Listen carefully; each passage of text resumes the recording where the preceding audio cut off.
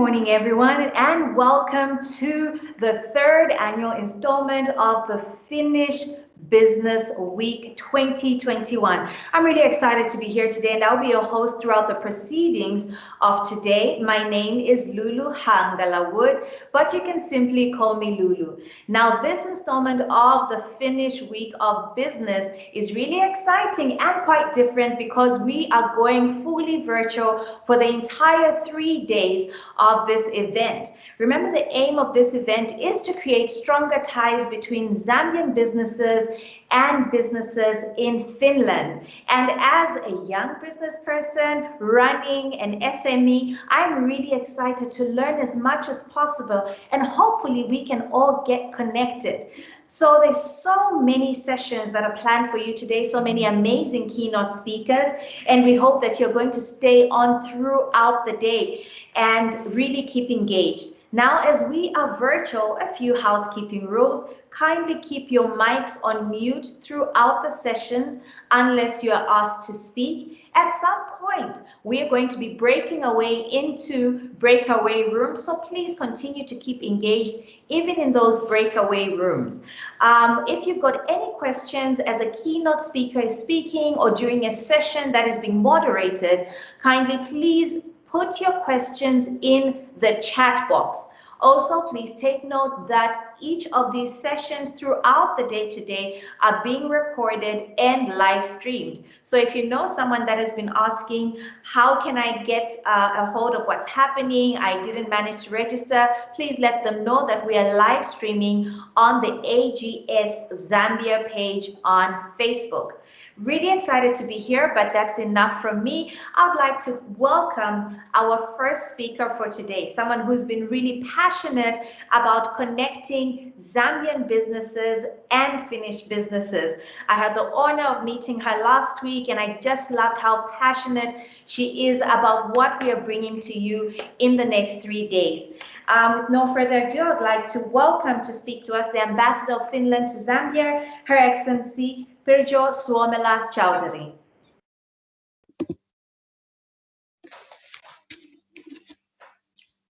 A very good morning to all from the Embassy of Finland in Lusaka, and thank you, Lulu, for that very nice introduction.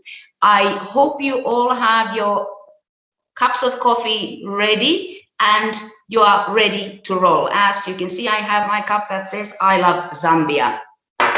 A very warm welcome to the annual Finnish Week of Business in Zambia. We are really excited to be finally here.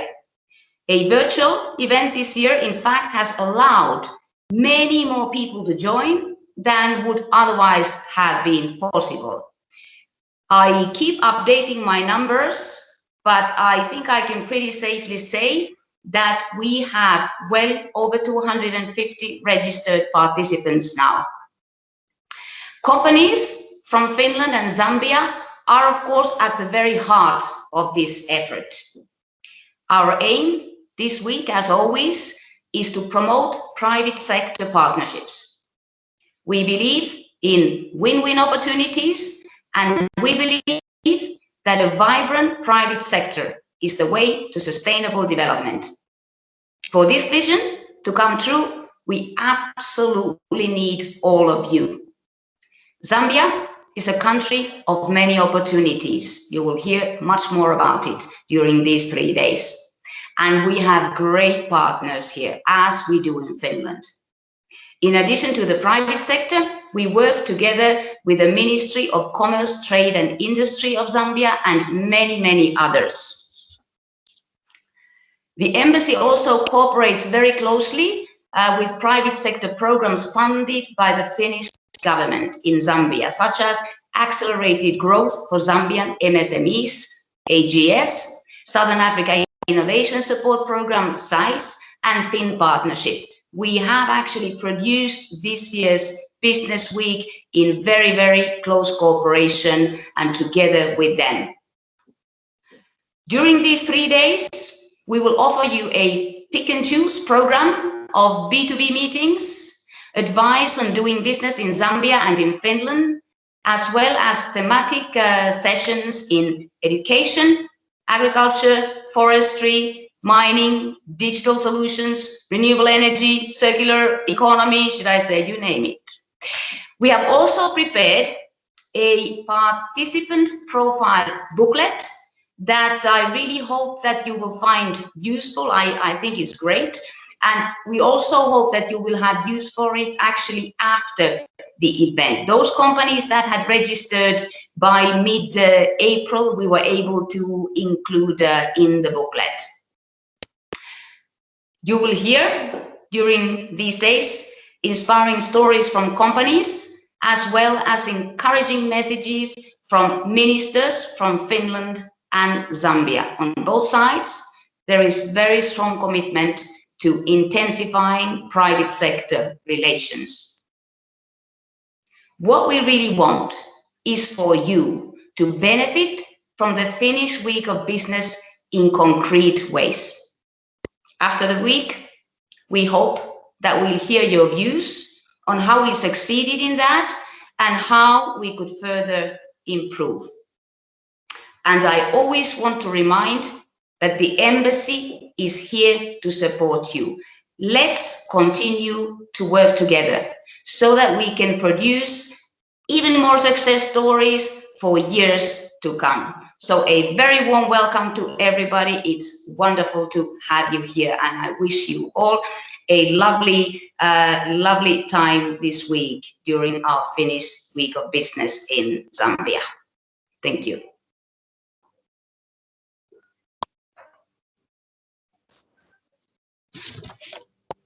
Thank you so much, Your Excellency, for that passionate speak. As you hear from her speech, she's very passionate about creating those business opportunities. And she has told us that we have ministers present in this session who are very, very committed to creating and intensifying business relations between Finland and Zambia. And right now, I'm honored to invite the Minister for Development, Cooperation and Foreign Trade of Finland, Mr. Ville Skinnari, to begin the official opening proceedings.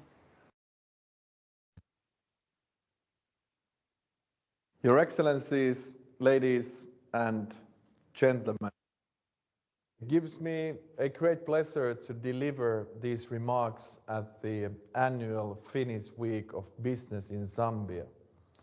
As the Minister responsible for Foreign Trade and Development Cooperation of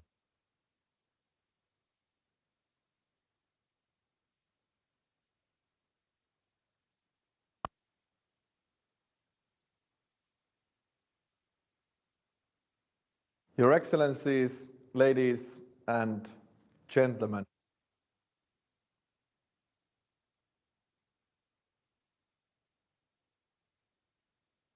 it gives me a great pleasure to deliver these remarks at the annual Finnish Week of Business in Zambia. As the Minister responsible for Foreign Trade and Development Cooperation of Finland, I would like to start by stating the simple fact that Africa's global importance is growing fast and that we have taken a good note of it in Finland. We have recently released our first ever Africa strategy with a clear view to strengthening our commercial and political relations with African countries. Our relation with Zambia is a great example of the mutual pursuit for stronger and more broad-based relationship. The concept of Finnish Week of Business in Zambia has proved successful. Dozens of companies have participated in the program, and we have seen concrete results in terms of new partnerships and business. Just this year, one of the companies established operations in Zambia in the agricultural sector. Education is another area where Finnish-Zambian cooperation has come to action.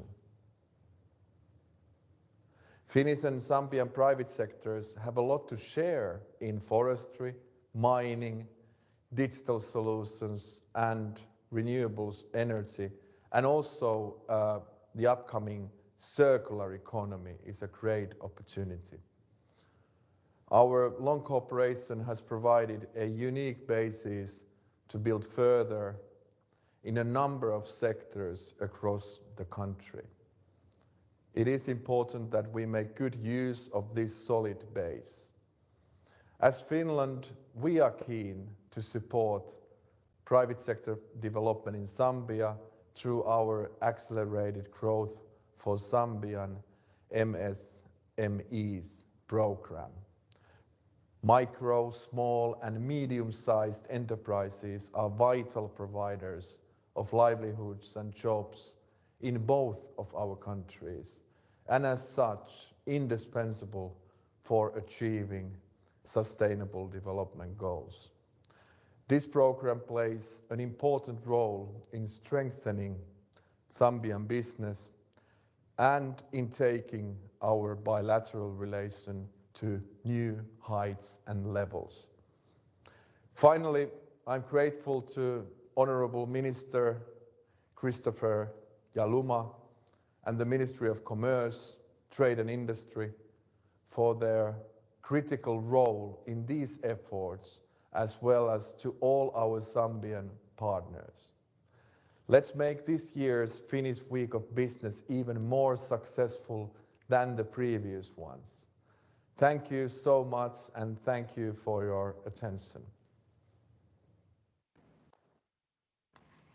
Thank you so much to the Minister of Development, Cooperation and Foreign Trade of Finland for that speech. I loved that he mentioned that Africa's importance globally is growing significantly, and it is seen by the interest of Finnish businesses to do business in Zambia. But we as Zambian businesses are also interested in the opportunities across the oceans out there in Finland. And now, to speak from a Zambian perspective, I am honored to invite Honourable MP Christopher Jaluma, the Minister of Commerce, Trade and Industry of Zambia.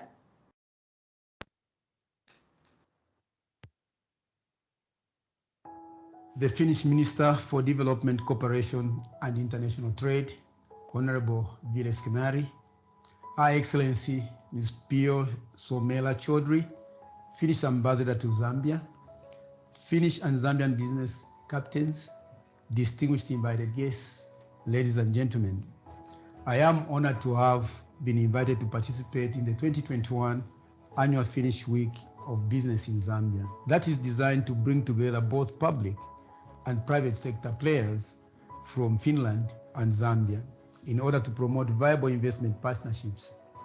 I am delighted to note that this annual event signifies the second time to be held in a virtual format and clearly demonstrates global resilience to changes the COVID-19 pandemic has brought about and how we are all adapting to the new normal of hosting events and doing business. Distinguished invited guests, ladies and gentlemen, I wish to take this opportunity to thank my counterpart, Honourable Ville Skinari, Finland's Minister for Development, Cooperation and International Trade, and the Embassy of Finland in Zambia for having prioritized this event in the area of promoting bilateral economic cooperation. Allow me to commend the accelerated growth for Zambian micro, small, medium-scale enterprises program and the Southern African Innovation Support Program for successfully organizing this event that created a platform for promoting Zambia's investment opportunities to the Finnish business community. Further, I wish to take this opportunity to extend a warm welcome to all distinguished guests and participants. Distinguished guests, ladies and gentlemen, I am pleased to note that the government of Zambia has continued to enjoy a good working relationship with the Finnish government, among others in implementing private sector development programs such as accelerated growth for Zambian micro, small, medium-scale enterprises program, and has been supportive in promoting sustainable development in sectors such as health and forestry. Suffice to mention that the Finnish government has been our reliable partner in strengthening the production capacities of primary Zambian producers and building viable commercial relationships between upstream and downstream supply chain actors, as can be attested by the positive contribution in 2013 as donor facilitator of enhanced.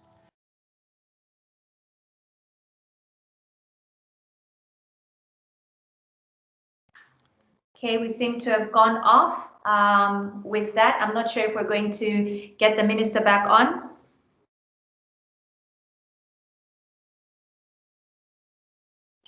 So we're just waiting for the minister to be put back on technology, but we'll be back. I think we are now.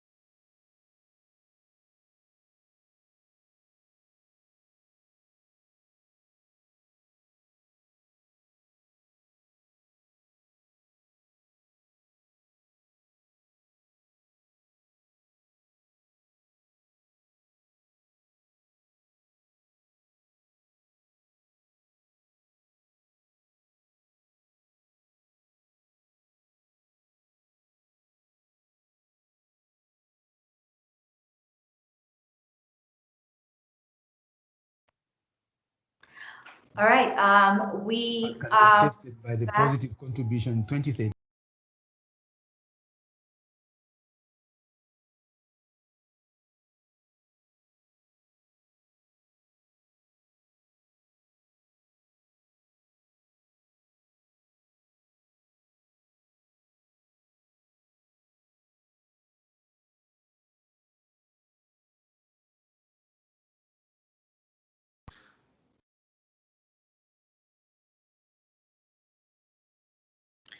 Okay, so we apologize for that, and we are just trying to sort out the little technical difficulty we're experiencing right now. We'd just like to ask that everyone keeps their mics on mute and does not fiddle with any buttons anywhere, so that we're able to have a smooth transition as we go through this virtual event.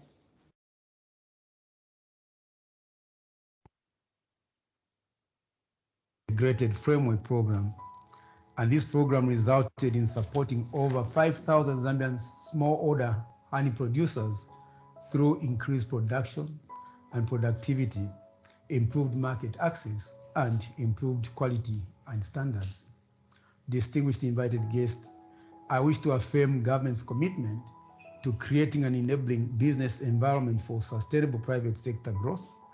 The government of Zambia has in that regard put place in measures that are non-discriminatory and guarantees safety and investment protection.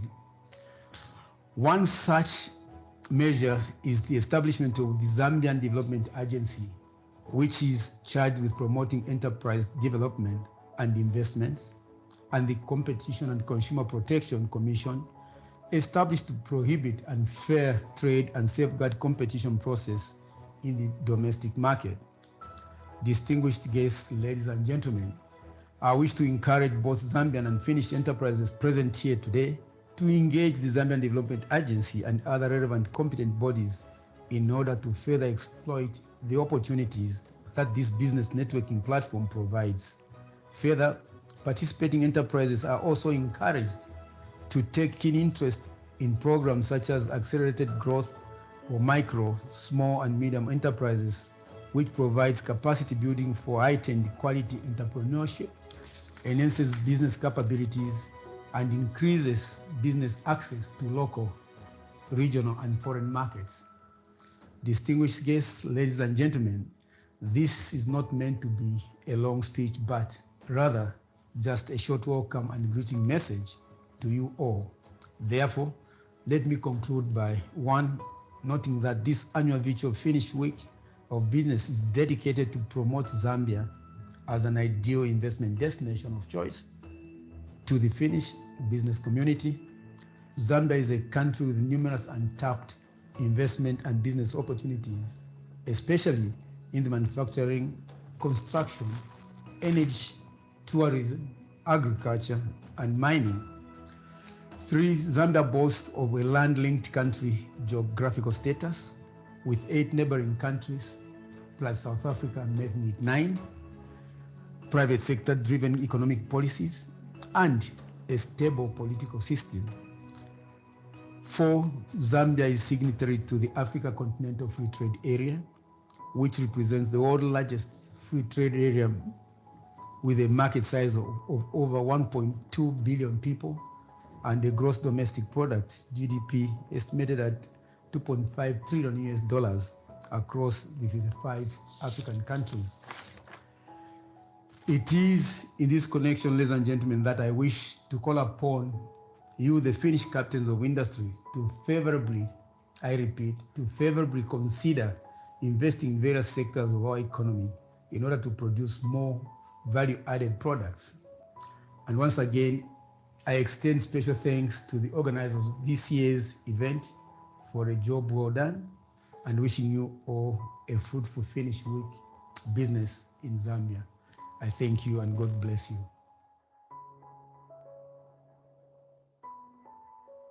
Thank you so much, Honorable Yaluma, for that speech. And just like he said, Zambia is ripe for the taking. So many opportunities for businesses in the different sectors.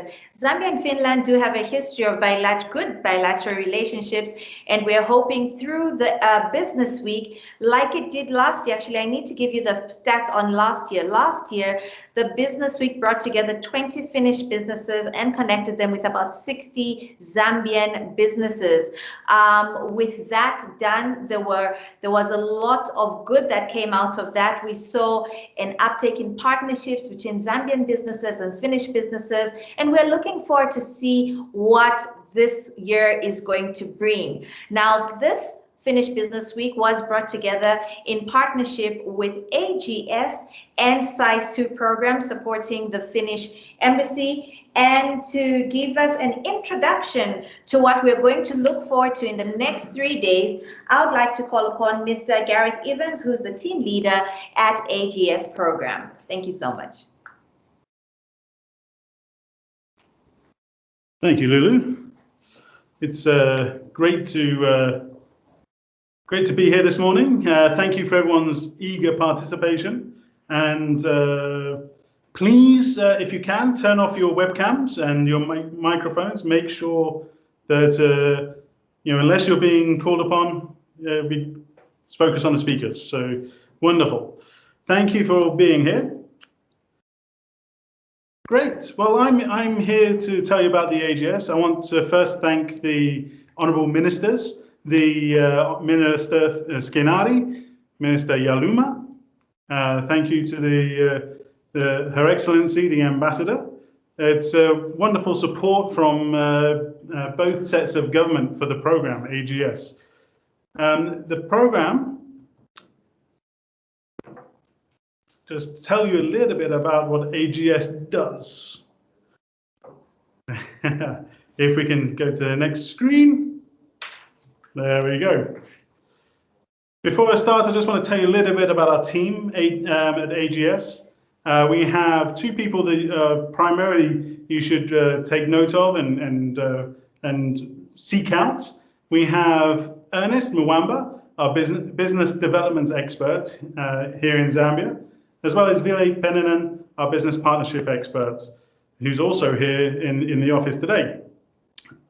Ville is responsible for coordinating partnerships with Finnish companies and creating matchmaking here in Zambia and helping you to grow and create new businesses. Please do contact us and reach out to get to know the team members.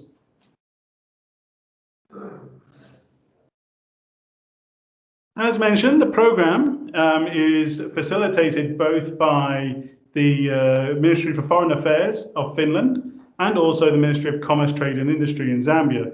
Hence why we had both ministers representing this Finnish Week of Business here today.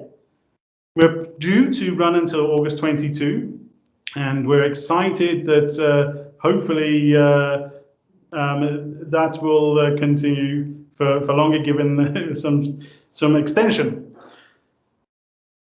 We have 4 key components here, and the first is working on supporting the enabling environments. And the next is to work with business readiness. The third one is on matchmaking and co-creation and market. And the final one is market access. All with the goal of improving competitiveness and accelerated growth for startups and MSMEs in Zambia. We're looking to strengthen business partnerships between Zambia and Finland. We're based in 3 provinces, Northwestern, Copperbelt, and Lusaka, 3 very key areas for growth in Zambia.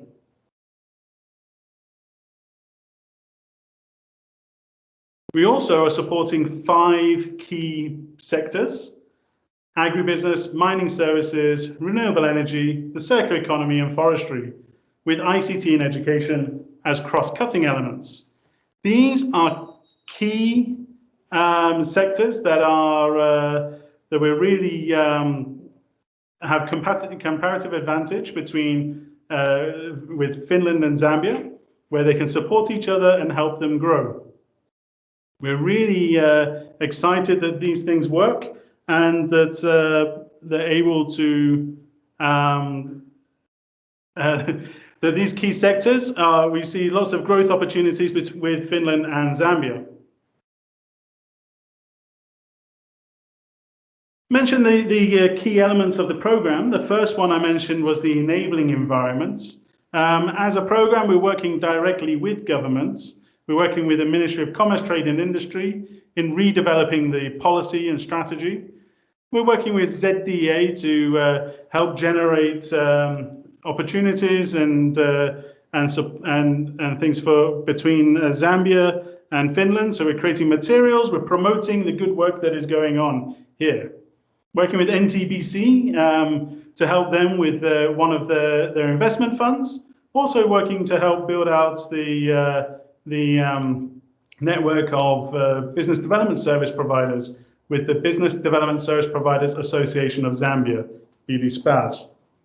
So we're working closely with government, and we're ensuring that that the enabling environment is ready for businesses to come and work in Zambia and help them grow. In terms of business readiness, we mentioned we have 2 elements. The first is Learn. With Learn, we're using the Start and Improve Your Business curriculum from ILO. This is a tried and tested curriculum that is very exciting and helps to really ensure that we're providing the best quality training materials available. The next one we're using is Level Up. This is an accelerator program, and we hope that our businesses from Learn will graduate into Level Up. This accelerator program is a 6-month intensive coaching and mentoring program, and the businesses there can receive grants of up to 30,000 euros for equipment and machinery. We're excited about these business readiness opportunities so that they can support ensuring that Zambian businesses are ready for partnering with Finnish businesses. And that's why we also have our matchmaking and co-creation activities. As we build the readiness of the Zambian businesses, we want to be able to link the high quality, high potential businesses to Finnish companies to enable you to come into Zambia and have a good business partner ready for you to engage with. With Link Up, we're doing events and seminars and workshops where we link you with those Zambian businesses. And then we have our Leap, our co-creation activities, where we want to bring innovative partners together to create new products and services that benefit the Zambian markets. And finally, we have our launch program where we're helping to bring Finnish companies into Zambia, hopefully Zambian companies to Finland as well. And then all of our companies we want to help you reach the larger part of Africa through COMESA and SADC. We're excited that this is an opportunity to reach a large community and grow. So our launch program will help you get access to consultants who can help you navigate the waters and help you to extend your reach in Zambia and beyond. So what do we offer Zambian businesses? Well, we have globally recognized business development training with ILO certified trainers. We have tailored coaching and mentoring through our Level Up program with 30,000 euros of machinery and equipment.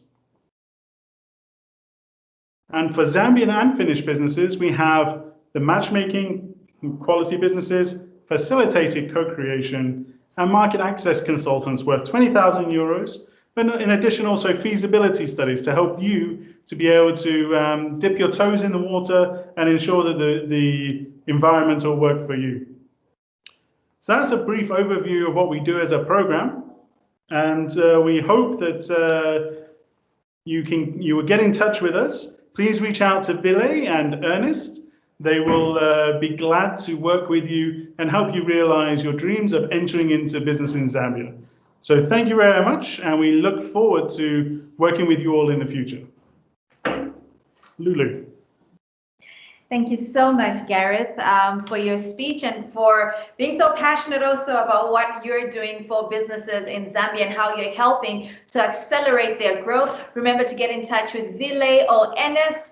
I think they're also part of the people on the program today. I think you'll be meeting Ville in one of the sessions, so please do get in touch with them. Remember, this is just the beginning. These 3 days are just the beginning of the connections. So you can come on and communicate with Ville or Ernest with the AGS program. You can also communicate with Marco Heikkilä from the Finnish embassy, and he'll be able to continue those connections. If you saw a business that you are a match for, he'll be able to connect you and continue that conversation. So this is all just the beginning. So don't give up if you feel like you didn't get to speak to the people you wanted to speak to today. AGS are going to be able to facilitate a continued conversation for you. Up next, I'm going to ask Mr. Ilari Linde, lead expert at SAIS 2 program, to speak to us too. Thank you. Thank you very much. It's a great pleasure to be here, and with eager I've been watching also the number of participants. We are so close to 100. We are 99, so this is a great success today. So let me start by saying that I'm very happy to be here on behalf of the SAIS team. We are a small team based in Windhoek, but we have also then our collaborative partners, national focal points in 5 other Southern African countries, including, of course, Zambia and Lusaka. So with great pleasure, I recognize the welcomes from the ministers, respective ministers, as well as with the Ambassador of Finland to Zambia, and all of other 96 participants who will be on this call. So I will give you a brief outline what SAIS, Southern African Innovation Support Program, is doing, or perhaps rather has been doing, for its last 3.5 years. This is the second phase that SAIS program has been in operation in Southern Africa. So we are certainly not a newcomer to the scene, but having started already 2010, perhaps already more established player in the promoting of regional collaboration and innovation. Our specific focus is really on strengthening the ecosystems and startups. And can I have a next slide, please? But before going there, it's perhaps fair to say that the SAIS is very much fit to its time at the moment. When we look at the statistics of, for example, African Development Bank back to 5 to 6 years, we already then saw that this was the design phase of the SAIS 2, that there are certain features that really points to the fact that the early stage entrepreneurs, startups are worth of serious support in the continent, in the Africa, but as well as, of course, beyond and countries like Finland. These are the entities that will create the future jobs, but these are also the entities that have significantly positive outlook towards the future, who are there to go and get and make the future happen with the help of new technologies. Next slide, please. So SAIS is supported by the government of Finland, Ministry of Foreign Affairs, as well as 5 other partner country governments, including government of Zambia, as well as the Secretariat of SADC in the region. So all these institutional partners came together in 2015, 2016 and developed the program which we launched in the region 2017. Next slide, please. And the SAIS value proposition at a time and still is quite unique. When we look at the different support elements or programs or instruments that cuts across Southern Africa region, we do not see very many that are actually supporting early stage entrepreneurs, and in particular early stage entrepreneurs to understand and get to know the markets in their neighboring countries, in the region, and even beyond. So SAIS value proposition lies on this promoting regional cooperation between early stage entrepreneurs, but perhaps not only entrepreneurs, but rather connecting the ecosystem players. So your tech hubs, your innovation labs, even your universities, to collaboration, that together the joint element is that how do we create more enabling services for the startups and aspiring entrepreneurs. And of course, at the moment, after 3.5 years, we have established a quite significant portfolio of a different, let's say, knowledge products and understanding what works in this type of field and what doesn't. Next slide, please. As I mentioned, the SAIS approach really is about the supporting ecosystems, because we see that the entrepreneurs, they don't triumph in splendid isolation. Instead, they will triumph when there are supporting elements in place. Whether we are talking about early stage funding, whether we are talking about available technologies, are we talking about the infrastructure or pricing of the ICT between the data and the phone, all these elements are coming together in the ecosystem, and they will definitely in the end impact on whether these entrepreneurs are able to succeed in their own country, in their own markets, not to mention even going beyond.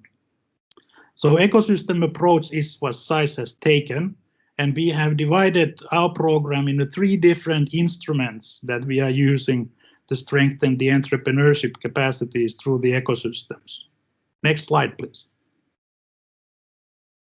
So the first of these is SAIS Innovation Fund, and at the moment, SAIS has been supporting 26 different regional programs, which comprise together more than 100 organizations operating throughout these 5 SAIS partner countries, but also beyond. So we have partners who have joined SAIS-supported consortiums that are coming from places and countries like Kenya, DRC, but also from Finland. And these have been quite widely appreciated and recognized that it is not only the partnerships from the region, but also beyond that can actually produce serious added value to the local activities. If I take, for example, here 2 projects, we can look at the project ABAN, which has established the African Angel Investment Networks in 4 different SADC countries, quite novelty and starting from the scratch, training the angels to invest properly in the local startups, but also startups even beyond their region. We also have a project called Seed Stars and Ingenie, which are creating incubators and accelerator programs for specific type of startups. Ingenie harnessing the education startups, also in Zambia, and not only incubating, but picking maybe the best into the acceleration and the further investments. Next slide, please. SAIS focuses on practical projects. So our starting point has always been that there has to be a team with the registered entity, prototype of concept, and also initial business plan in place. We help the startups and the projects to validate their products and services in the market. And after validation, hopefully, we help also them to find initial finance to go to the initial deployment. Or alternatively, based on the validation experiences, we can see that maybe the service as such is not going to fly and it needs to be pivoted or maybe closed down in order to spend any further money on exercise, which may not be successful in the future. Next slide, please. Now, capacity building is also an important component in our project. All SAIS beneficiaries have had capacity building provided by different needs what they have expressed to SAIS PMO. We have brought together world-class experts to help our projects to understand how is it to do business at the base of the pyramid, so the socially or economically excluded markets. We are also helping our projects to support and to build their capacities on a robust project management and access to finance. In other words, make them investment ready. And finally, we are also looking to introduce the capacities which are not often thought by innovators, such as data collection and understanding the importance of based on the results on a data gathered in order to convince the investments, and also foresight, looking a little bit what is there in a technology horizon, but also market horizon in 2, 5, maybe 10-year perspective. Next slide, please. And finally, it's a knowledge exchange and networking. This is the last year when SAIS is organizing, together with SAIS-initiated network Connected Hubs, a regional innovation competition called Boost Up. By this year, we have already seen that more than 1,000 startups have benefited a training provided by their national counterparts, so in Zambia in different tech hubs as well as in TBC, but also then SAIS experts that have come from the region or Finland and trained the winning Boost Up candidates in the art of pitching and understanding what does it mean to be an investment readiness and how can you actually close the deal with the investor within the Boost Up acceleration program. This program will be organized again this year, so please keep in tune and keep in touch and make sure that you will follow the successful startups from 5 different SAIS partner countries. Last slide, please. So I thank you for this and I welcome you all to join to the SAIS events. We have 3 different breakout sessions, so please join us to these events as well and learn more about the SAIS funded activities. Thank you.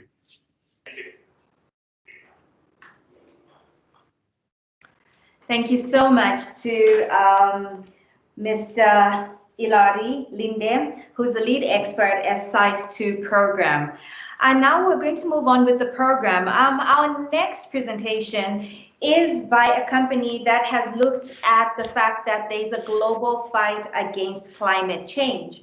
And they've produced a climate smart fertilizer and just opened a new facility in Zambia as a Finnish business. So this is really exciting, really looking forward to hearing more about BioRaiser from Mr. Jukka Lunden, who's the CEO of BioRaiser. Thank you, Lulu. Madam Ambassador, Ministers, ladies and gentlemen. As a first private sector speaker, I would like to take this opportunity and thank the organizers for having us in this evening. And a special thanks goes also those people who made this event possible. As mentioned, my name is Jukka Lundén and I'm the CEO of company Bioresorbio Ltd, which is the owner and developer of the product BioRazor, which we are talking about in this presentation. I'm not going to talk so much about the product itself at this point, since there is going to be a video after my speech, and frankly, the video does it much better than I do. So my idea is to tell about the backgrounds, how we reached the Zambian markets, and what was our journey to reach that to Zambia. So next slide, please. We started Agritech 2019 with the support of SME, which is the program here in Finland, to take part of these kind of events. And the first thing what we do after that Agritech 2019 was to hire ourselves a man in the country to look the markets and study the markets and to understand the markets. So during year 2019, our CEO Chris was traveling around Zambia and give us a report what kind of feedback he received from the markets. And at the same time, we did have a lot of small scale pilots with different kind of players which were already in the market, just to understand the demands and how the market works there. Next slide, please. So as mentioned, in the year 2019, we trained the people, we have pilots, we analyzed the results. And one of the goals during the year before we made the final decision what to do with the Zambian markets was to meet all the major players to see and understand how our product would fit in the market. And one of the key issues how we approach the markets and Zambia was to get our hands on.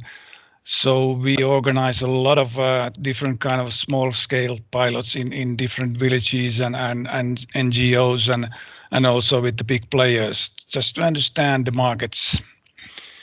So next slide, please. So after that, we made this decision to go for it. And to us to reach those SDGs was to apply from Finn Partnership first support, and we were granted support from Ulkoministeriö and Finn Partnerships, and then we start building the factory, which was in year 2020. The journey to Zambia with our factories and industrial unit was a long one based on COVID-19 situation.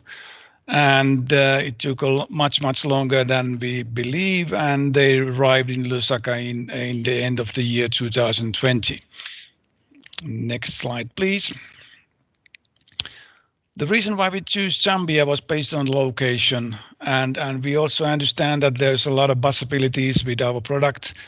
And also what we did understand is that Zambian farmers were eager to learn new things and to help to understand more about the product.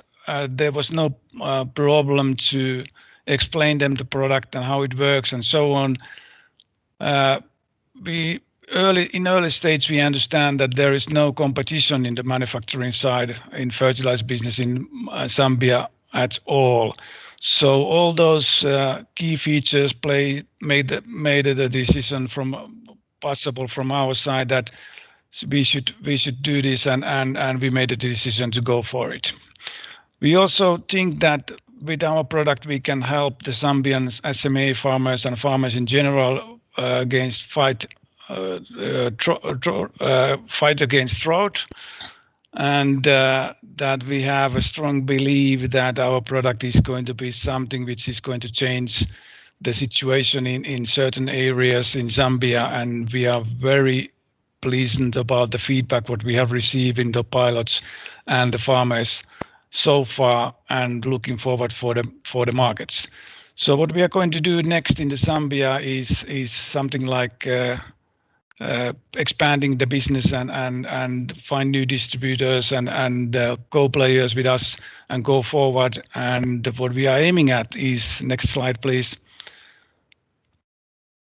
This is a pictures from one of the pilots. In the left side, you can see that what was the production without our product and in the right side, you can see what is the difference. And that is something what we are aiming at. We try to change every harvest from these kinds, which you can see in the right side of the picture. So in the future, next slide, please. In the future, there's also the agriculture business, a funny business. You need to keep developing all the time. Like here in Finland, we aim to replace peat and other seed beds for more sustainable solutions. And that is something also what we are aiming to do later in Zambia. And as you can see in the picture, we use just sawdust and a biorazor to grow the salad, and the results are pretty amazing ones. But one of the strategies which we are going to concentrate in the near future is going to be that there's going to be more people all the time and less farming acres to grow in the near future. So what we are going to do in the near future is to move and find those new places where people can start growing vegetables, and that can be done. Next slide, please. So in the future, we can do this without any soil. You can start growing vegetables in your kitchen, in your backyard, or even in your kitchen table with our product, and that's something what we are going to try to do in the near future, so that we can give the end user a possibility to grow the vegetables and salads in their own home, and in that way more productivity with the products is going to be inside, hopefully in few years from now. So that's pretty much from my side, and thank you for the presentation. And next, I think we're going to see the video from our factory in Lusaka.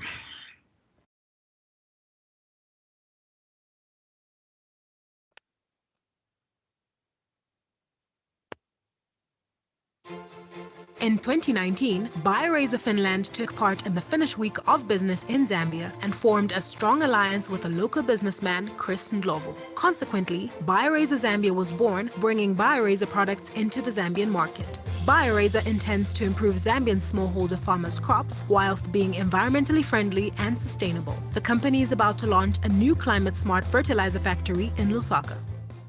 What makes Biorazor a better fertilizer option for Zambia?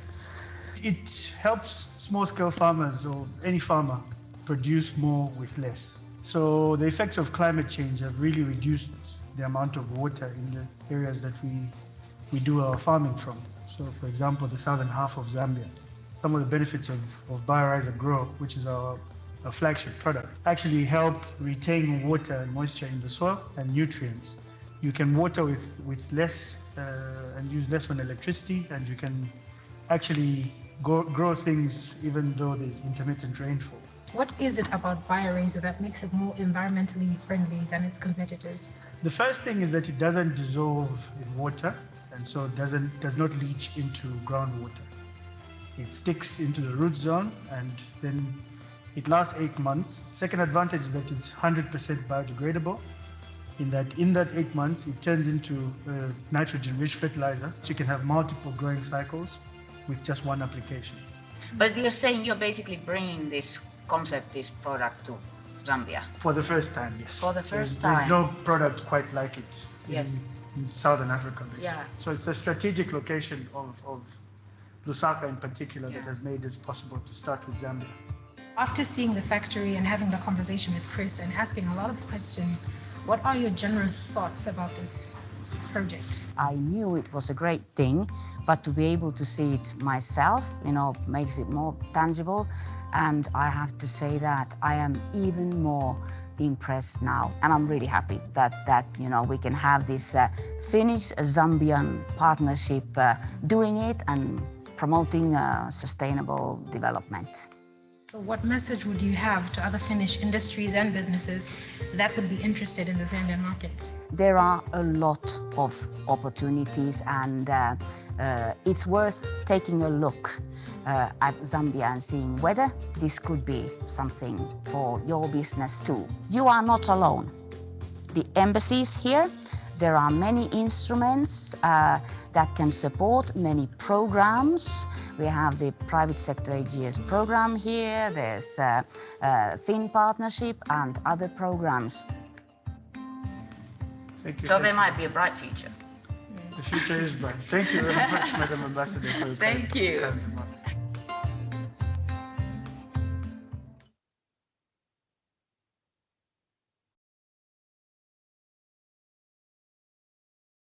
Thank you so much to the CEO BioRaiser for giving us that speech and also showing us the video about the product and what it's all about. It's really exciting to see how that partnership between a Finnish business and a Zambian business has worked. So thank you so much for that presentation. Our next presentation is by Mr. Nico Heymans, who's the Area Manager Southeast Africa of the company Con. Good morning. Am I on? Morning. Good morning, Nico. We can see you.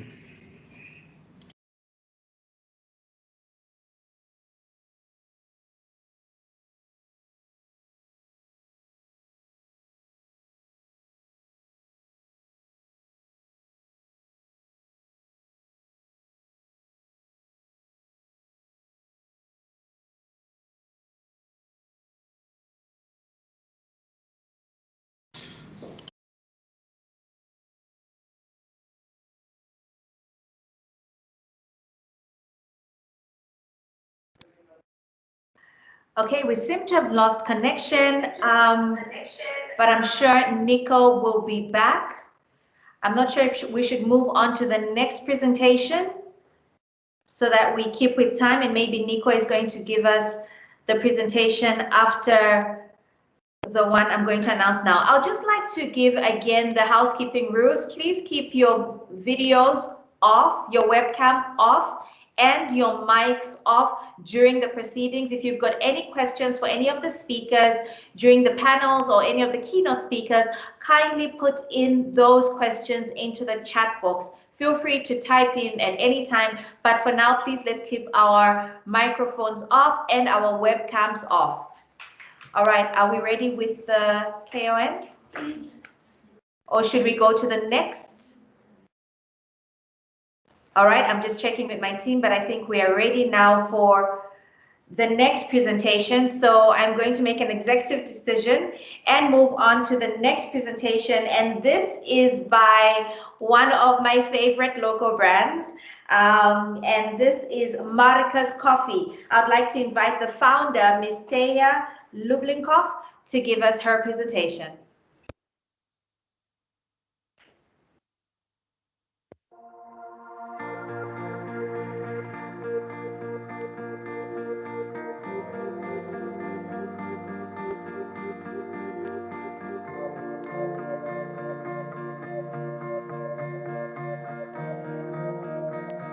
Okay, as a Finnish entrepreneur, how did you decide to set up shop in Zambia? So I was here already when I started my coffee career as a taster. It was like a natural decision to do it here. I mean, when you go to Finland, for example, there's way more competition, way more things available. Yeah. And here it was like an open field. We had a chance to create the coffee culture and start kind of doing things which had not been done yet. Mm-hmm. And I think the best part of like when we started, we got such a great support from the Zambian Coffee Growers Association and Coffee Board. Mm-hmm. So we had these competitions where we sent the winner of their baristas to compete in the World Championships. Mm-hmm. And I actually eventually ended up head judging World Championships. And it was like a great kind of At the time, hard work, but looking back now, it was a great opportunity to do something new and different. And we actually last year imported Zambian coffee to Finland. So we currently have a Zambian coffee stock there. My kind of work in that side is mainly with the green coffee and finding the coffees and telling the stories of the farmers and where the coffee comes from. I want to know what types of coffee products you have as Marika. We kind of select the blend of Zambian coffee. So we cut the coffees, then we roast at different levels. In Zambia, we normally have like a medium roast coffee and espresso roast coffee for, medium roast for French press or filter, and then the espresso for the espresso machines. However, in Finland, there is this culture around very light filter coffee. So I make this light roast coffee. It's got like a sparkling acidity, a lot of lemon kind of notes in it, and some people like the lighter roast. Would you say you saw yourself doing this now, back then when you started? Well, when I look at the coffee shop and having the roastery and the cafe together, that probably came along the way. I saw it in Australia, done in the industrial area. I thought I could do something like that in Zambia. But I always wanted to train in coffee, and I've done that. And the judging, it's a great skill to have. Who doesn't like a good cup of coffee? Everybody loves coffee. Thank you so much. Pleasure.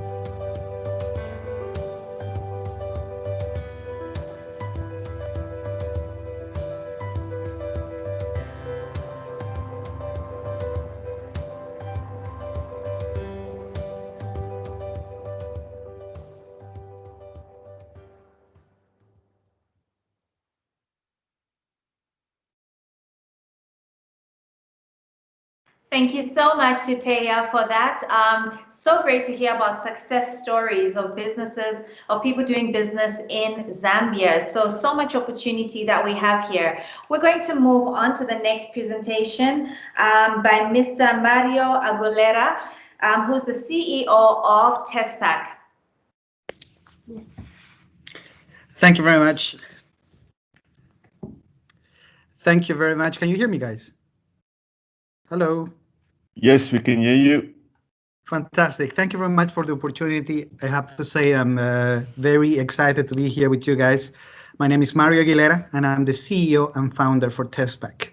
TestPack is a Finnish company with a multicultural team that emphasizes in creating energy for the most important part that I believe it's in a person's future, which is education.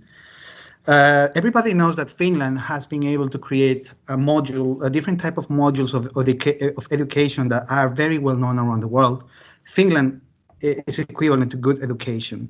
And that has become our motto in regards to how to start reaching different places around the world in order to take the education that Finland has to different places in the world without no issues whatsoever. There is a key challenge, though. Whenever we are talking about education, modern education, we think about audiovisual. It is not like in the past, but everything was just reading and memorizing. Finland has created a new type of education system in which everything is with music, sound, gaming, and all of this transmits to a holistic experience where the human being can learn from different senses. But in order to do this, the most important part for this type of education, it's energy. If you want to take the latest type of education to any part of the world, you need to have the source of energy as well as the technology to be able to showcase the latest of the education system. For this reason, and because we believed that education has to be mobile, because all of us are mobile, we have created the SMB, which is a solar media backpack. Next slide, please. The SMB or solar media backpack, it's a whole classroom in a backpack. We have addressed the biggest issues that happens in the remote locations where there is no energy, such as we have fixed the audiovisual problems that you have when you want to show videos, which is one of the main ways of learning. We have implemented speakers, projectors, and actually a computer within the system where you can upload the latest information and also data to educate children and people in general. What we're also happy to have developed is a system that it has a self-sustainable energy battery system where you can have up to 120,000 milliamps of battery that can be carried into a plane. 120,000 milliamps, it's equivalent to being able to charge your phone, let's say around, I don't know, 100 times, 60 times, depending on the capacity. But with this system, what is the advantage is that you're able to take it into a plane and you can use the power bank separately or together in the box. So you can use it to power the projectors or the built-in system, but at the same time, you can use it separately to charge your mobile devices and at the same time share the energy when you are in a remote place. Not only that, but also what we have implemented with this system is to have a platform where you're able to monitor where people is working at. You can monitor also the usage of the system, and should there be an emergency, you would be able to communicate on the ground with the people that is carrying the backpack and the equipment. Not only that, with our platform, you're able also to be able to monitor the battery cycles, because as you wear the battery and as you use the battery, you need to be able to know exactly when you have to recycle this. We believe that energy generation, it has to depart from a responsible, eco-friendly and environmental friendly way and manner. So we're able to recycle the systems once they need replacement. This allows us to bring and give modern education anywhere in the world. One of the issues that has happened is, like, for example, I'm originally from Bolivia, and everybody told us, you can study, you can become what you want, and it is very inspiring when people tell us that. But when you don't have the tools in order to do that, it becomes very frustrating because you think it's your fault that you're not going forward in life. But the problem is that sometimes you don't have the tools. Despite that, we believe that this technology belongs in all the parts where there is no energy, so children can educate themselves, because education means freedom, not only from the personal perspective, but also from an intellectual way, so you can have a better life. Next slide, please. At this very moment, we're very happy and proud to say that we have been collaborating with these amazing organizations that believe that education shouldn't be limited, that education has to be everywhere, no matter whether you have electricity or not. Education is as vital as food and water, because that's the only way how you can thrive a country and you can thrive people and the children.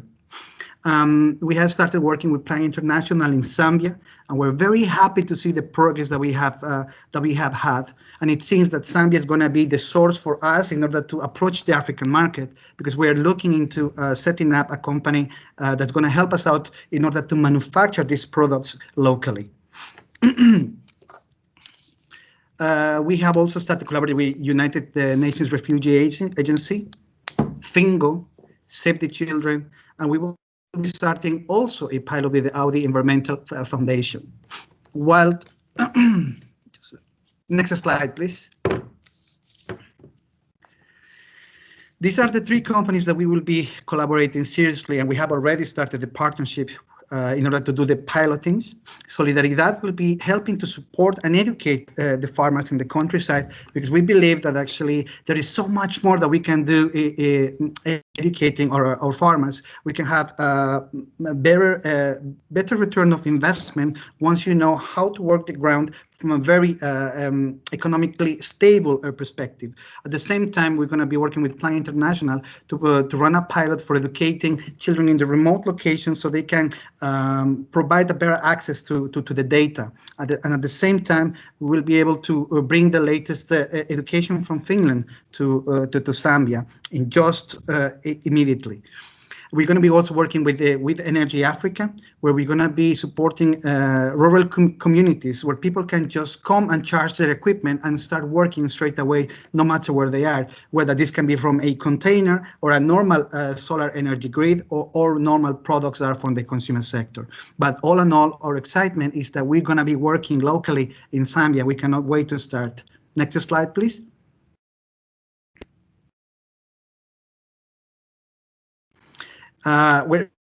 Thank you very much for your time, guys. We are extremely excited to get to know all of you. If you believe that our technology can be used on any way with your companies, or you know somebody that needs it, please reach out and let's see how we can work together. We are TestPack, and we're here to help whenever we can when it comes to energy solutions. Thank you.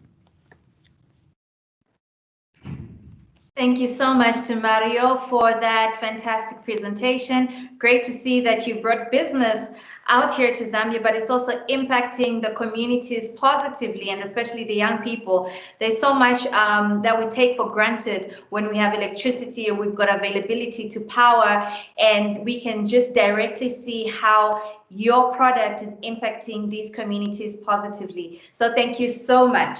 And now we're going to go back to the initial presentation. I think we've managed to get technology on our side. I'd like to call upon Mr. Nico Heymans, Area Manager for Southeast Africa of CONI. Good morning, Ministers, Ambassador, ladies and gentlemen. Apologies for my being thrown off there. We have a real issue with connectivity in South Africa these days, but seems like we are sorted out now. My name is Nico Heymans. Thank you for introducing me. I am the area manager for the southeast of Africa, but that also includes Angola, Nigeria, Zambia, Zimbabwe, and Malawi. On the line as well, I have Mr. Lee Bordalio, the actual distributor for the CONI product. In short, CONI is a Finnish company over 100 years old, and CONI employs just over between 60 and 70,000 people around the world. Why are we involved in Zambia specifically? Basically, there are 5 topics in today's day and age that we are looking at. We're looking at digitalization, we're looking at continuous innovation, we're looking at connectivity via 5G in future, we're looking at collaboration, a proactive approach, and all of this brings urbanization to the forefront. So what we see happening is people from the cultural areas moving towards cities and going up in a vertical position, and that is where CONI gets involved. So if we're looking at this slide, basically it's a glimpse of what the future will bring to a country like Zambia and the whole of Africa, and that is intelligent services through 5G. These type of connectivity are already available on all our elevators. If I can look at the next slide, please. So when we come to connectivity on elevators, and I only have 5 minutes, so I can't go into too much detail. So in short, this is just to brief you on the way that CONI operates. In regards to connectivity, in future elevators, escalators will be speaking via the cloud if there are topics, and that brings us to the proactive approach. So when you have buildings that you are planning, we can be involved from the ground roots up. So to those that are available on this call regarding development, building infrastructure in Zambia, we would really like to have a chat with you. The contact details will be in one of the forward slides. This is available for you also to have a look at, just regarding connectivity and vertical transportation, whether it be lifts or escalators. Can we go to the next slide, please? In this, this is a CONI drafted letter by the previous MD. We have recently moved with a new MD. Our previous MD, Mr. Pai Douglas, has moved along, but still this letter is a valid one, talking about our distributor in Zambia that is representing CONI. What that means is he has the right and the authority to install, sell, service the products. On the right-hand side, we have the arcades in Zambia, in Lusaka, which is nice and close to home, with some escalators there, CONI product, that you would be able to see, feel, ride up and down, and be familiar with. Next slide, please. Right. This is at first glance quite a shocking one. I was sitting on Saturday thinking about this 5 minutes that I've got, and I was fortunate enough to take part in a podcast by the soldier on the left. The reason why he's bending backwards is because he's a yoga teacher. And this picture just epitomizes what Africa and doing business in Africa is all about. We may feel at some times that we are cut off by the knee and that we're bending backwards in a strenuous position, but yet Africa prevails. We do business in Africa the way international markets does. Africa is truly the last frontier, and I want to give my appreciation to the ambassador and the Zambian business people for accommodating us, having us in the country, and for us being able to help you as a Kony organization. At the bottom, there are 2 links. When you have time, please listen to this story. It's extremely inspirational about a person losing his legs in war, but still being able to continue. And the reason why I looked at this is this is a more touchy-feely side of stuff. The problem is we do not have collaboration and close contact with people these days. It's all about videos, etc., etc. So please have a look at this and really feel let's get close to each other and continue with business. Last slide, please. So Kony is dedicated to people flow. I would like to thank you from Kony's perspective, having us on board, and we are here to support you. You will find our distributors' contact details in that link as well as mine. Thank you very much. Thank you so much to the CEO of Kony for that speech. Actually, not CEO. Let me just get that correctly. Thank you. He's Mr. Nico Heymans, who's the area manager for Kony Southeast Africa. Now, at least I have, used one of the products that you've actually built, and that is the escalator at Arcades. I have been saying we need more escalators. I won't tell you how excited my son was to see one. And he keeps saying, I want a longer one, I want a longer one. So I'm hoping the new developments in Zambia are going to get Kony to make us even bigger escalators than we have right now in the country. Please do take note that we would like you all to turn off your webcams. Keep your mics on mute through the process. This is a virtual conference, and so those are some of the things that we need to do to make sure that the program runs smoothly. Remember, if you've got any questions, please do put them into the chat box and they will be answered throughout the day. So just remember, webcams off and mics off. Any questions in the chat box. Right now, I'm going to call upon the Assistant Director of Economics Department at the Bank of Zambia, and this is Mrs. Angela Chileshe.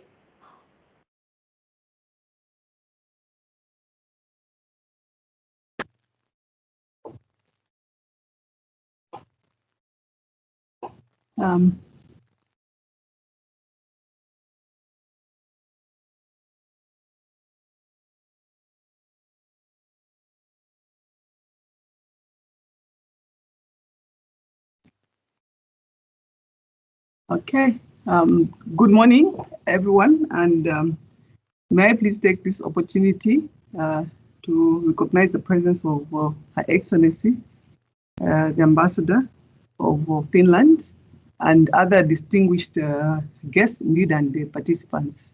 It's really an honor to take part in this wonderful event and really give a perspective of the Zambian economy. So far, I've been very excited to see various presenters and what they're able to offer. Indeed, it is a well thought event. And so from our side, we will show you how the Bank of Zambia indeed is making also the business environment coming up with making the enabling business environment by putting in various policies that support various business enterprises in the economy. So I just want to confirm whether you are able to see. So my presentation outline is as follows. The first one just gives facts, some stylized facts about the Zambian economy. Then I'll go and have a brief speak about monetary policy stance, that the targeted medium-term refinancing facility, financial inclusion, and ease of doing business in Zambia. I'll skip the first presentation because it's indeed straightforward. It just gives some key facts about the country as well as some macroeconomic indicators. In 2019, monetary policy was aimed at addressing exchange rate pressures that affect inflation. And so the bank undertook a tight monetary stance.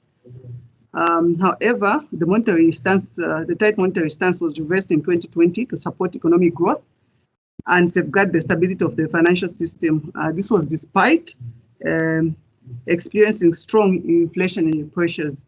Then in 2021, in February, the Bank of Zambia signaled its intention to progressively tighten monetary policy in order to bring or rein inflation back to the target range over the medium term.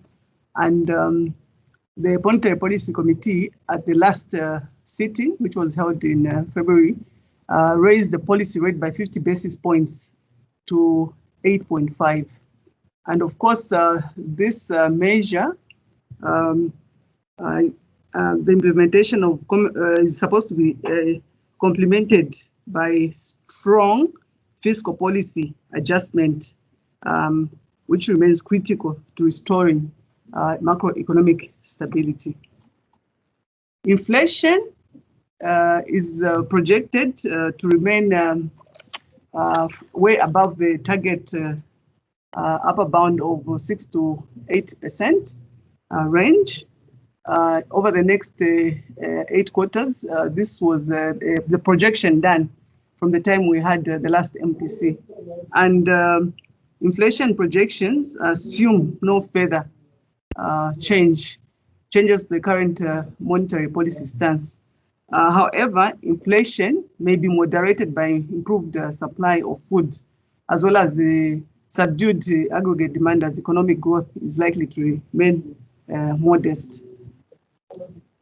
The past inflation high levels have been attributed to the pass-through from the depreciation of the kwacha, upward adjustment in energy prices, as well as upward pressures on food prices, especially following the adverse impact of the 2018-19 drought that the country experienced.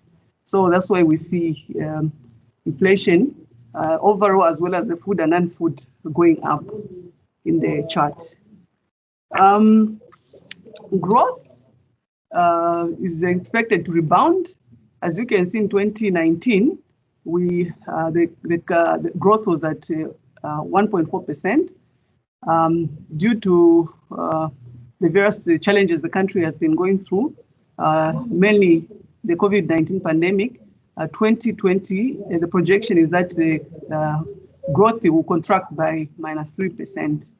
However, it is expected that growth will bound in 2022 to 1.5 and likely to be above 3% in 2022 and going forward. However, we have to be cognizant of the fact that the issue of COVID-19 remains an issue, and there's still uncertainty surrounding this issue, as well as the narrow fiscal space.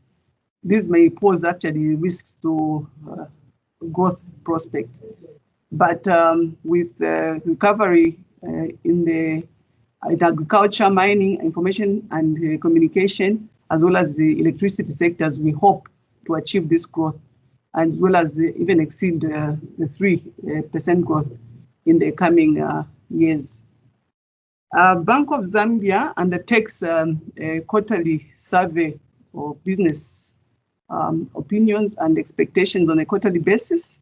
And some of the responses that we get come from the MSMEs. And in the last one, which we did, the responses or the results of the survey indicates improvement in economic performance in Q4 following the relaxation of the COVID-19 containment measures. And as you can see, all monitored indicators broadly exceeded indicated the quarter three, which is the quarter three is the orange line here in the cobweb. So we have some positive sentiments there coming from the business community, and it's expected that sectors affected, especially the service sectors, where we have tourism falling in, we may continue to improve. On the exchange rate, the kwacha weakened by 4.4% against the US dollar to a quarterly average of 20.7, compared with the depreciation of 9.5, driven depreciation that we experienced in the fourth quarter. This is the quarter one performance of the kwacha compared to quarter four of last year. And the depreciation was mainly driven by a sustained rise in demand for procurement of agriculture inputs and petroleum products, indeed amidst the falling supply of foreign exchange. And we also had negative sentiments associated with the sovereign credit rating downgrades that Zambia has experienced, especially in 1920. But recently, of course, we've seen Beach upgrading Zambia, and so this may start sending positive sentiments in the market, which is good for the exchange rate and indeed the expectations going forward. Interest rates generally declined in 2020, driven by the accommodative monetary policy that was implemented. And we see, on the other hand, the bond yield rate rising, really reflecting the investors' risk premium, or especially on the longer dated securities. Domestic credit continued to expand, but we see most of it going to government. On the private sector, because of the strict lending conditions that banks have put in place in order to curb elevated default risk, we see credit to the private sector being modest. However, during the same period, we experienced growth in credit to MSMEs, and it grew by 31% between quarter four of 2019 and quarter four of 2020. The Bank of Zambia, of course, in collaboration with the government of the Republic of Zambia, has come up with a targeted medium-term refinancing facility. It was launched in April 2020 to strengthen and enhance financial sector resilience, support economic recovery, and is priced at the prevailing monetary policy rate. And the way it's structured, 60% of this facility is supposed to is earmarked for the priority sectors, and 40% to the rest of the participants in the economy. And it's administered under terms and conditions. And the Bank of Zambia has made a lot of changes to make it accessible. For instance, when it was initially launched, the financial system providers could access the money at the ruling board's policy rate plus 1%. However, they've made a number of changes, and one of the changes they've made is that they've removed the margin over the monetary policy rate, as well as some administrative requirements, just to make it accessible. And so far as at April 16th, 2020, 42 applications from 31 financial service providers with a value of 9.9 billion kwacha was received. And in terms of the split of this, 4.9 billion was to priority sectors and 3.8 billion to non-priority sectors. And as at so far, 41,762 customers have been reached, and a total amount of 4.6 billion has been disbursed. And of course, the benefits that go with this facility is that it's got reduced interest rates, repayment holidays, as well as there is also the hedging part where the exchange risk can be managed through conversion from FX to local currency loans. On financial inclusion, the FinnScope survey undertaken in 2020, it shows that indeed financial inclusion increased to 69.4% from 59.3% in 2015 when the last survey was undertaken. And formal financial inclusion rose to 61.3%. And this was mainly attributed to an increase in the uptake of mobile money services. And the informal financial inclusion declined, on the other hand, to 32.3% from 37.9% in 2015, as more adults now were using formal financial services. However, we still continue to encounter main barriers, and these include lack of money, low awareness levels, as well as unemployment. And indeed, to come over these barriers, we need heightened intervention in terms of financial education, provide infrastructure necessary, especially in the rural areas, as well as a general improvement in economic activity, so that people can be able to earn money and indeed become part of those that are able to be in the category of those that are in formal employment, or they're able to take opportunities to use these services that add to financial inclusion. And embracing digitalization, as a result of the COVID-19 pandemic, we saw a lot of uses in the various digital platforms. For instance, we saw a lot of uptake in the mobile money transactions, as I already alluded to, electronic fund transfer transactions, as well as volume of transactions processed through points of sale terminals. You can actually visit our website for more information on the figures. And very soon we'll have the 2020 annual report coming out, where all these issues will be highly given in high detail. Doing business in Zambia, according to the 2020 Doing of Business report, Zambia ranks 85 on the Ease of Doing Business Index in the world, and also it ranks 5th in Sub-Sahara. And what has made this possible are the various reforms that have been undertaken. Among those in the recent past include the protecting minority investors by increasing shareholder rights and role in major corporate decisions, as well as clarifying ownership and control structures, resolving insolvency made easier by introducing a reorganization procedure, and granting data's possibility of obtaining most commencement finance. And these others, of course, have added, these were implemented later. The business registration, access to credit strengthened through the establishment of the Credit Reference Bureau, collateral registry, online taxes by ZRA. It's easy for all businesses to just pay taxes online, and also dealing with the construction payments. With that, I come to the end of my presentation, and I wish to thank you all for paying an attentive ear. Thank you very much.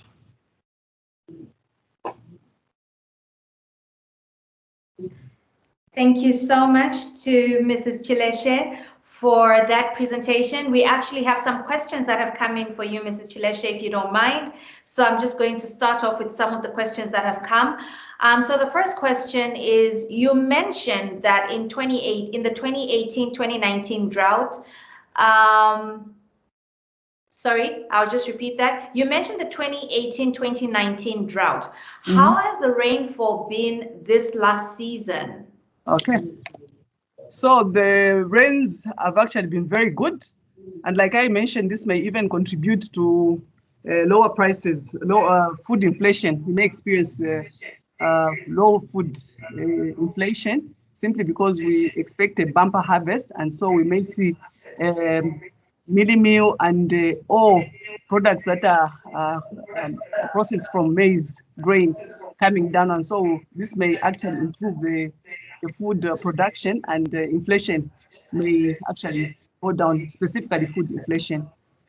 So we are actually, the rains are good, and we're expecting bumper harvest. Okay, so just a quick one, just for the non-Zambian, what is mealie meal?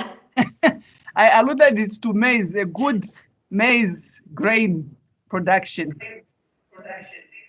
Thank you so much for and that. All so products That is our staple food in Zambia that we eat almost on the daily basis. Another question for you is the economy is heavily reliant on mining. What efforts are being done to diversify? Okay, a lot of efforts are being made to diversify. For instance, there's a lot of interest coming up in agriculture. There's a lot of interest coming up in the tourism sector. Yes, so those are some of the areas where the government is putting a lot of effort, and indeed a lot of, for instance, in the area of agriculture, there's a lot of move towards fish farming. There's a lot of move towards cassava as opposed to maize, which heavily depends on rains. So the Zambian government is working indeed with other key stakeholders to ensure that we diversify in that.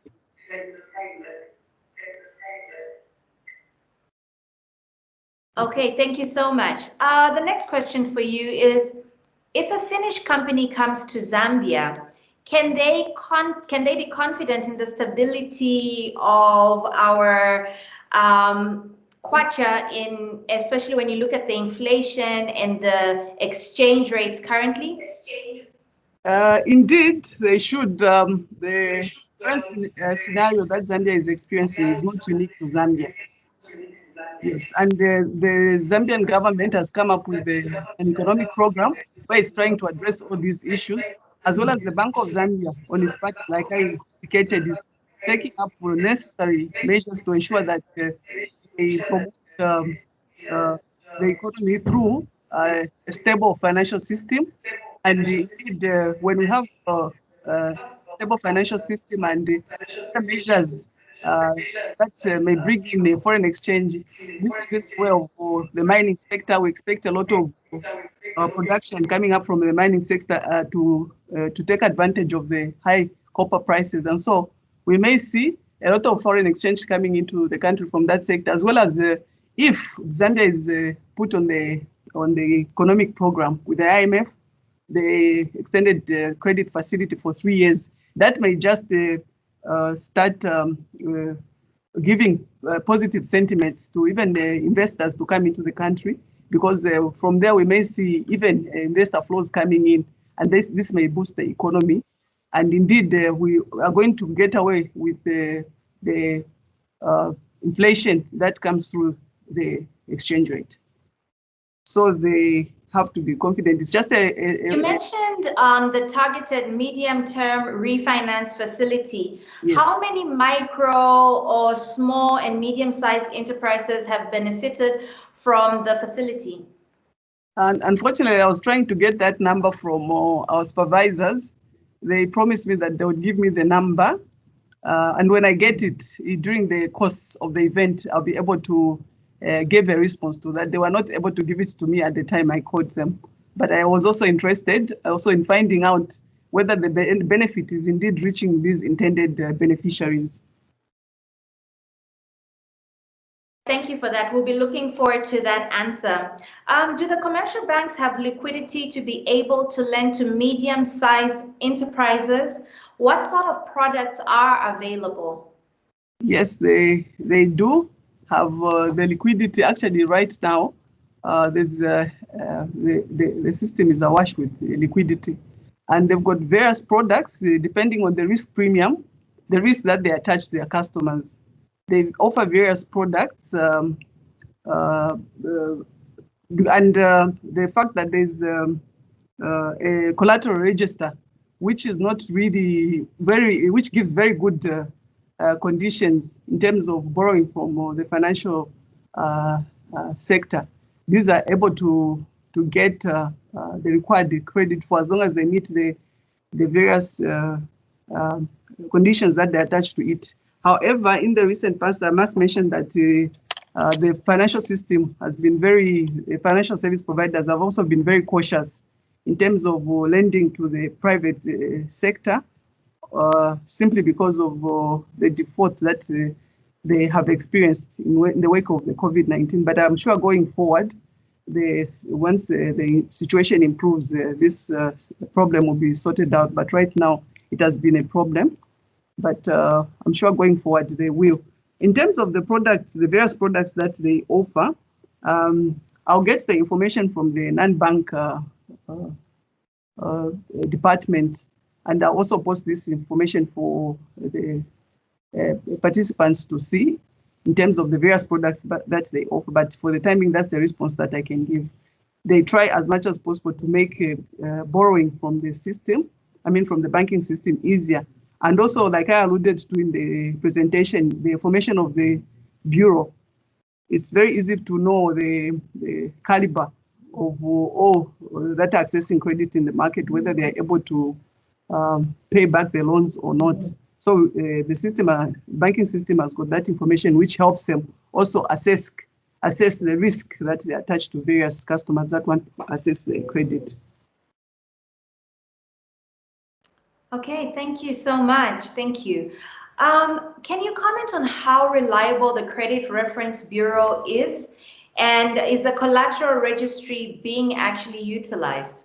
Yes, it's reliable, and the collateral registry is highly accessed, as well as the information is widely disseminated in the market, such that everyone is able to know those that are accessing credit and how they are paying back the loans. This information also I'll ask the non-bank and the bank's supervision to make available, if possible, even the reports that they did in the last period, so that we'll be able to see how much reliance on this bureau and the benefit that there has been so far since it was implemented.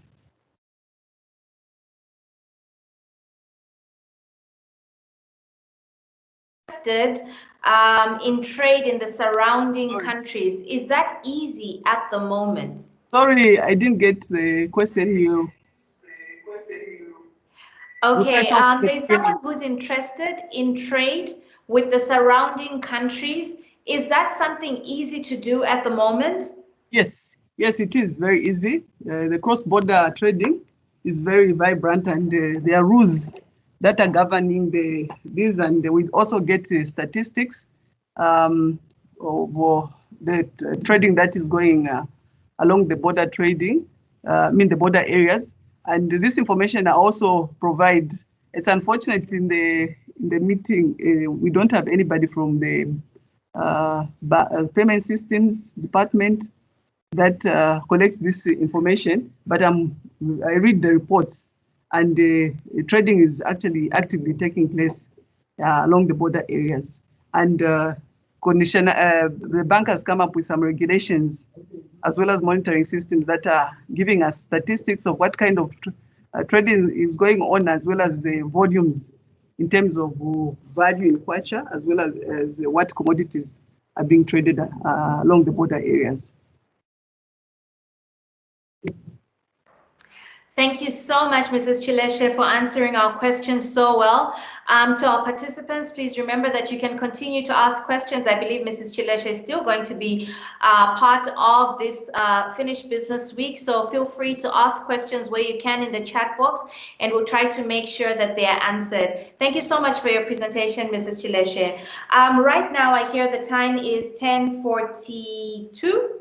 If I'm correct. So it's 10:42 right now. We're going to take a slight break, but in the interest of the next session, I would like to ask that we do not log off, because this break is there for us to take a little tea break or a coffee break, but also to allow our tech team to put us into the different breakaway rooms that we're going to be going into for the next session, which will begin at 11. So we are taking a break. Keep your mics and your webcams off, but do not log off, because our tech team are currently going to begin the process of putting you into the different breakaway rooms. If you want to continue this conversation also online and let people know what your takeaways from today are, please do use the hashtag FinnBizWeek. I know that there are tweets going out. You can also put it up on Instagram. You can tag AGS. I think SAIS is also on Twitter, and our ambassador has been active on Twitter, also sharing her takeaways from what's happening today. So please do feel free to tweet out so that the world knows what's going on here today. I'll be back at 11. For now, enjoy your break.